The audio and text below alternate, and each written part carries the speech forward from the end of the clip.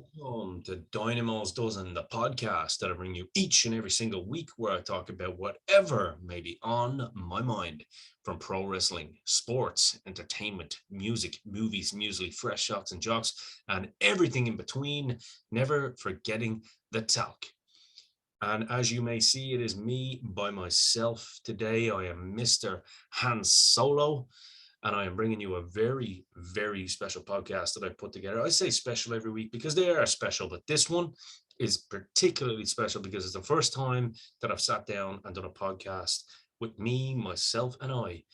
And like I said, we are in Halloween month, the month of Samhain, and I thought I'd bring you something pro wrestling, very different, but also very, very, very intriguing.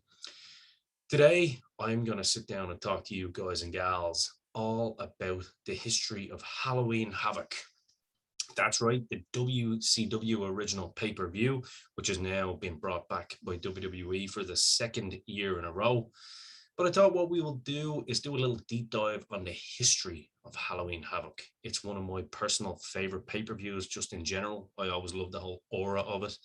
And it's one that's always been very special to me. So, as the name implies, it is a Halloween themed show, always held in October, and it was originally produced as an annual pay-per-view by World Championship Wrestling WCW, which everyone knows is one of my favorite wrestling companies of all time. And it was held from 1989 to 2000, as WWE is still known then as the WWF, purchased WCW in 2001. The event was the final event for Halloween Havoc was in 2000.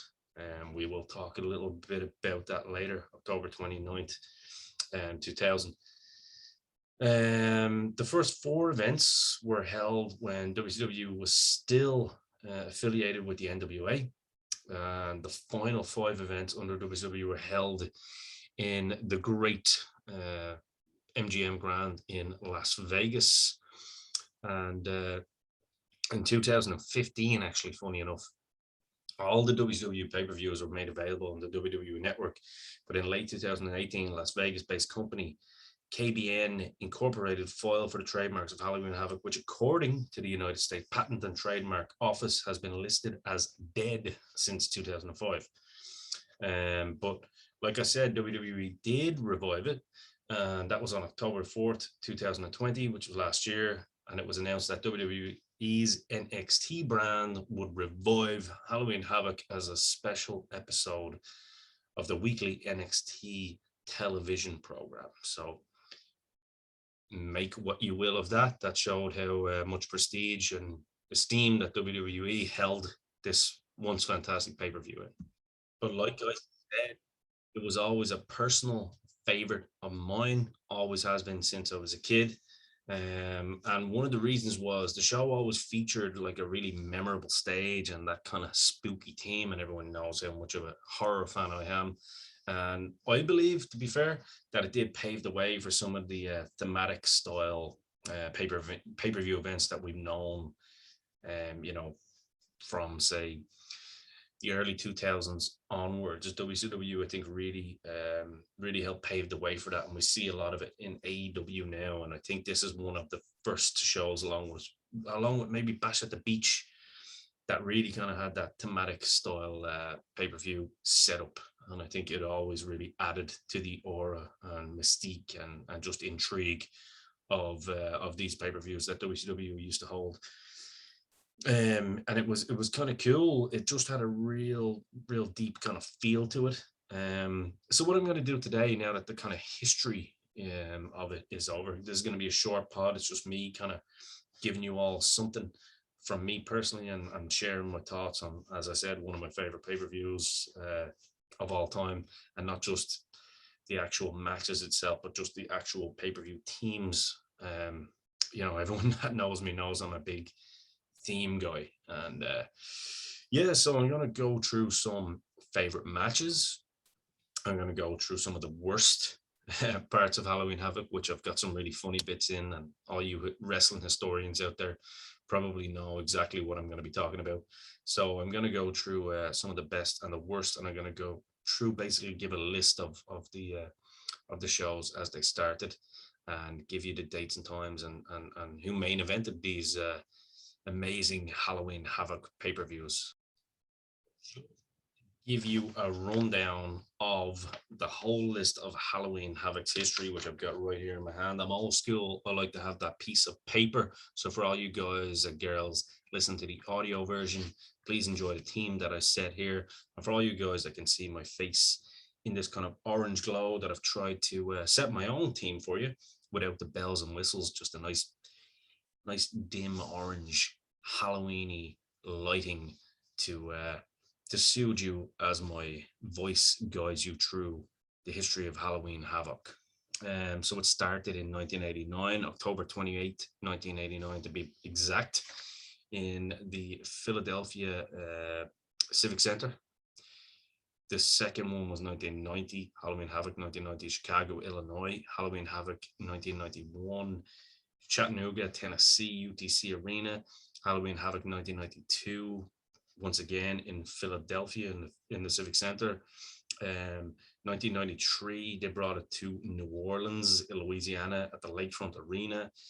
Obviously, WCW and NWA had a big affiliation with the Mid-South, and it was nice to always kind of bring it back to the Deep South. 1994, which of course Hulk Hogan's first one, Detroit, Michigan, Joe Louis Arena. 1995, once again.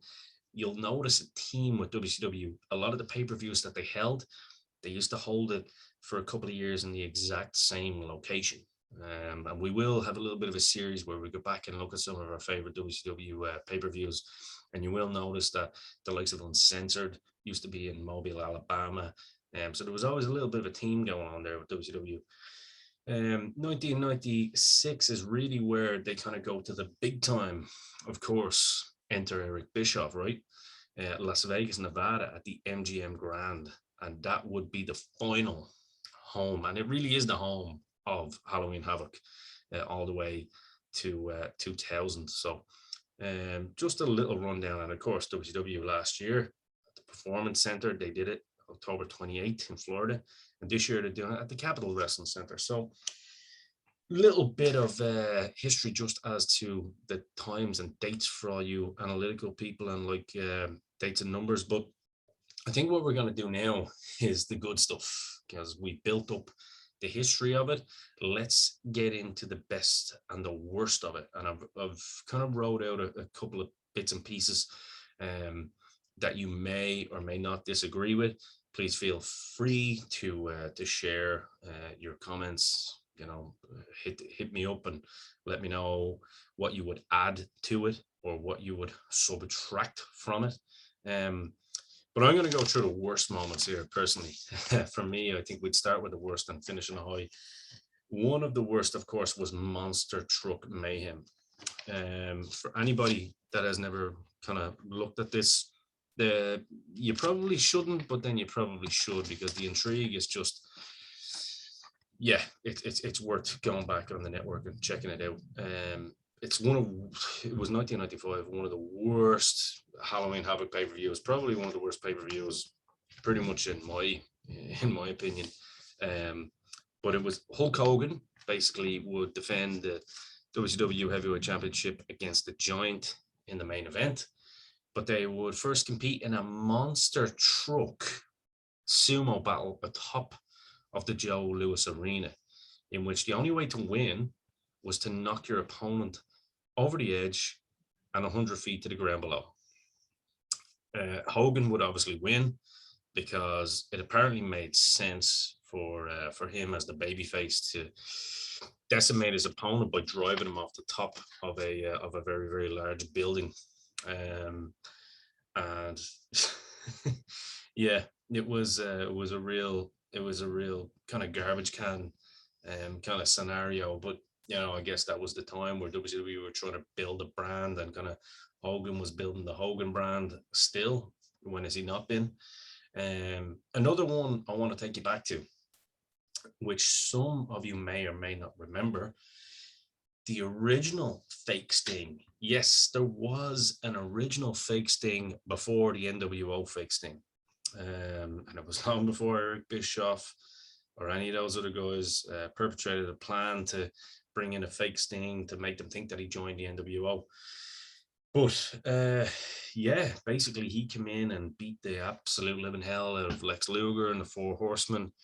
In basically it was kind of to try and create some sort of division within the ranks of WCW. And yeah, it was it was 1990, and there was a little bit of a controversy in the main event of the 1990 Halloween Havoc. So I would actually recommend going back and watching that just for some laughs and to give yourself a little bit of fun and kind of go back and I suppose I suppose it's probably worse going on right now. When I thought about it, I was like, some of it still made more sense than what we're seeing today. But maybe I'm just old and cranky. But the worst and the one that takes the absolute cake, of course, is Hogan and Warrior 2, which, as we all now know, was just literally a Hogan ego boost to get revenge for that L that he suffered in 1990 to the Warrior in Toronto. Um, but you know, while six is an utterly pretty much perfect match in my opinion, and really should have never happened again. WCW obviously brought the Warrior back and booked him in, which I'm sure was for a shitload of money. But this match was literally just abysmal start to finish. The build up was abysmal start to finish. The Warrior promo on Nitro, probably one of the worst things I've ever heard. Went on, you'd have actually watched an episode of Friends, and he would have still been in the ring. Um, yeah, I mean, this match was just an absolute cluster. You had two guys who literally basically only planned a couple of big spots, which made absolutely no sense. Um, we had the worst attempt at burning someone in the history. And yeah, again, it was just it was a match about egos, but only egos on one side on this one. And one guy got paid enough to not have a problem with it, but for me, that was probably Halloween Havoc's worst moment. But it's not all doom and gloom, and it is Halloween month. Everyone knows it's my favorite month of the year. So let's get into some of the good stuff now. I've written out a couple of bits here. Um, favorite matches, right? So you may see me look away and divert my eyes from the camera a little bit, but that's purely because I'm trying to see exactly what I've written down and what I can see first and foremost, in my opinion, the greatest match in Halloween Havoc history is, of course, Eddie Guerrero and Rey Mysterio from 1997. That famous Rey Mysterio purple onesie, skin tight onesie that he wore. Um, Absolutely phenomenal match. Anybody that hasn't seen it, I don't know how you haven't, but if you have, you know exactly what I'm talking about. Again, possibly one of the greatest matches in wrestling history, not just Halloween Havoc history. This is just an absolute belter. Please, please do yourselves a favor and go back and watch it. And if you've already seen it once or twice, go back and watch it again. It's the month of Halloween. This is hands down one of the best wrestling matches of all time. Um, I also went with DDP Goldberg in what I consider Goldberg to to to be somewhat ungreen here.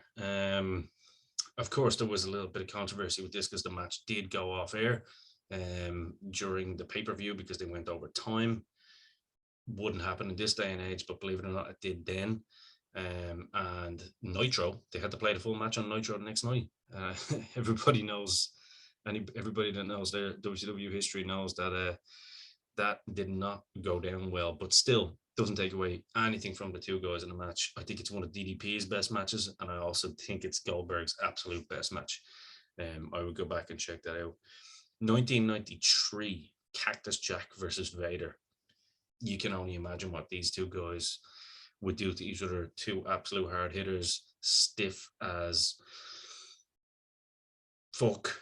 And yeah, I absolutely loved this match. I actually went back and watched it yesterday just to kind of refresh my memory, but this was absolutely beautiful. Vader at his best, Cactus Jack in his absolute prime.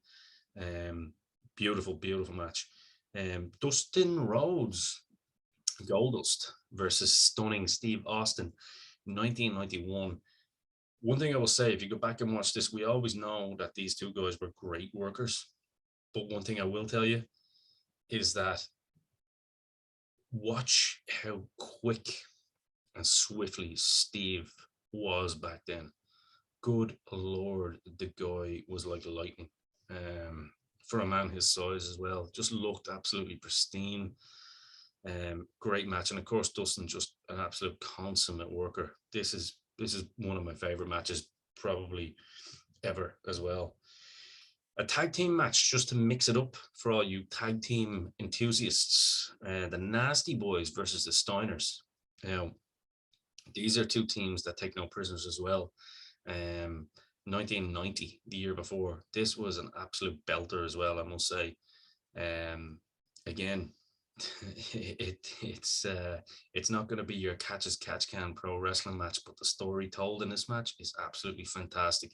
The gnarly kind of punk rockers that are the Nasty Boys, and the kind of brawling style, imposing their will and their size and physique over, what you would consider the smaller Steiner brothers, but using their just their absolute technical ability and tag team prowess as the baby faces to overcome is just fantastic. And I went with Lex Luger versus Brian Pillman, 1989. Listen, this year for Lex Luger was absolutely fantastic. I think his two best years in the business he ever had was 1988 and 1989. And this was a match that culminated the fantastic run and year that Lex Luger had. I think he was absolutely fantastic in this match. And of course, we all know how good Pillman is. You're only as good as your dance partner, I know sometimes. However, I thought this match was fantastic. And I would love to know what happened to Luger really when he kind of went off that train. I don't know whether he didn't get enough or got too much too soon, but it's great to go back and see Luger looking so good. I finished it off with Hogan and Flair. Now I know in 1994 it was the first year that we actually got to see Hogan and Flair, and we got a run of matches. But this one was kind of special because we had Muhammad Ali and Nick Bockwinkel. They were in the front row, and Mr. T served as the special guest referee. Between Ali and Mr. T, listen, this is a reunion of WrestleMania 1.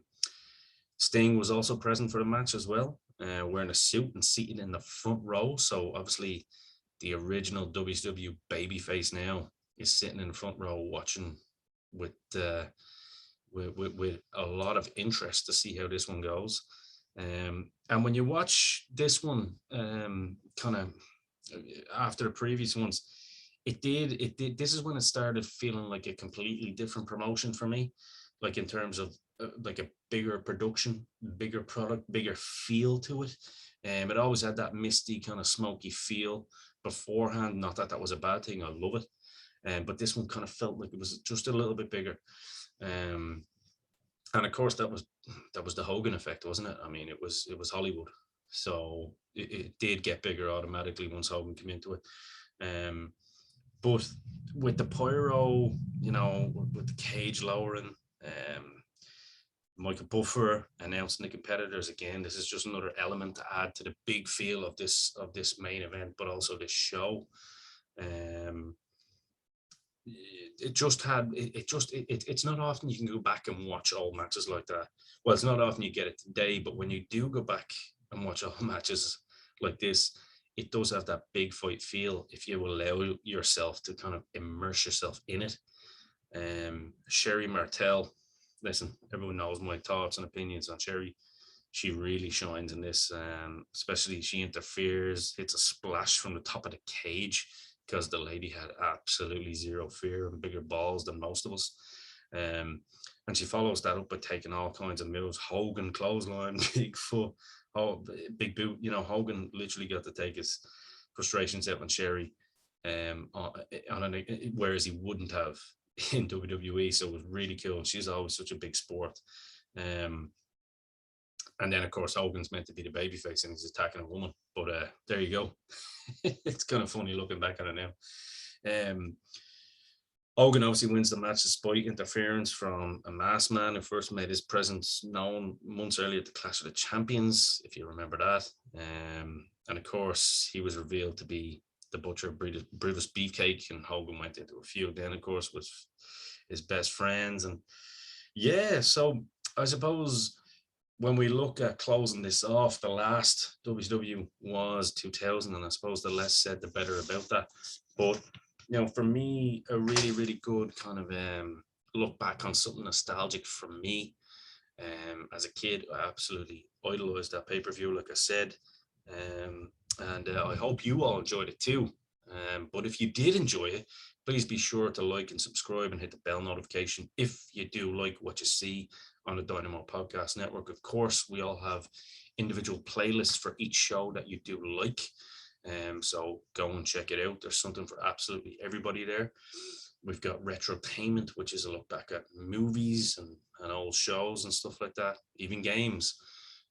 We've got It Is the Month of Halloween. We've got a Yours Truly show with Carl and Greg, of course, on the slab, where we talk everything horror. And we've got the Four Pod Men, which of course will be back in full effect soon, but you'll see Niall and some of the guys are doing some great work there, and previewing and reviewing the current product, which is always great. Of course, you've got the Upper Tier, which is the shopkeeper's baby. Pretty much anything football that you can think of, he covers it. Of course, King Woe's Court, my partner in crime, the mighty Carl King Woe, talking to some of Ireland's greatest bands, talking everything heavy metal. And of course, we get the Flame and Puck for all you hockey fans out there as well, where we talk everything Calgary Flames, but we talk hockey in general. So look, that's enough of me plugging everything for today.